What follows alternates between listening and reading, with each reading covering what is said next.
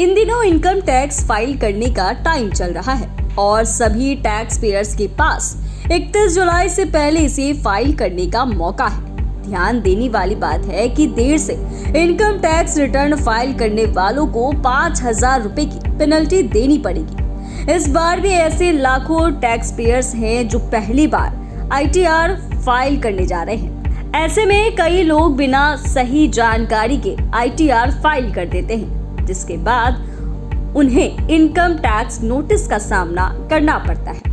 Income tax विभाग से जब नोटिस आता है तो फिर वह परेशान हो जाते हैं। विभाग की गाइडलाइन के तहत ऐसे टैक्स पेयर्स जिनकी तरफ से इनकम टैक्स डिपार्टमेंट के नोटिस का जवाब नहीं दिया गया है, उनके मामलों की जांच अनिवार्य कर दी गई है। ऐसे में हर टैक्स पेयर्स को यह जानना जरूरी होता है कि उनकी किन गलतियों की वजह से इनकम टैक्स नोटिस मिल सकता है और इससे बचने के लिए क्या करना चाहिए।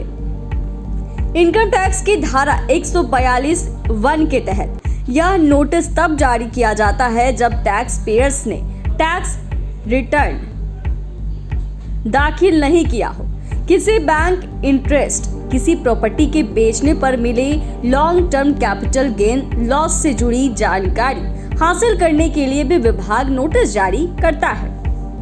केंद्रीय प्रत्यक्ष कर बोर्ड यानी कि CBDT ने इसको लेकर गाइडलाइंस भी तैयार की है। आमतौर पर इनकम टैक्स फाइल करने में गड़बड़ी, अमाउंट के मिसमैच होने या टैक्स इवेजन जैसे गंभीर मामलों में इनकम टैक्स विभाग नोटिस जारी करता है। इसके अलावा अगर विभाग को आपके आय या आय के सोर्स या निवेश से जुड़ी अधिक जानकारी चाहिए तो ऐसे में भी नोटिस जारी किया जाता है।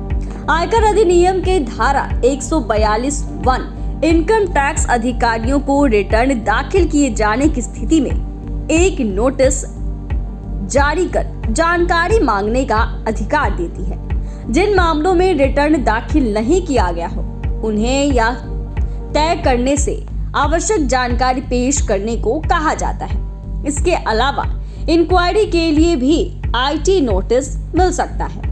विभाग नोटिस भेजकर टैक्स पेयर से यह जानने की कोशिश करता है कि ITR भरने में जो उसने गलती की है उसका क्या कारण है। अगर इनकम टैक्स और फाइल किए गए आंकड़े मेल नहीं खा रहे हैं तो उसकी वजह क्या है।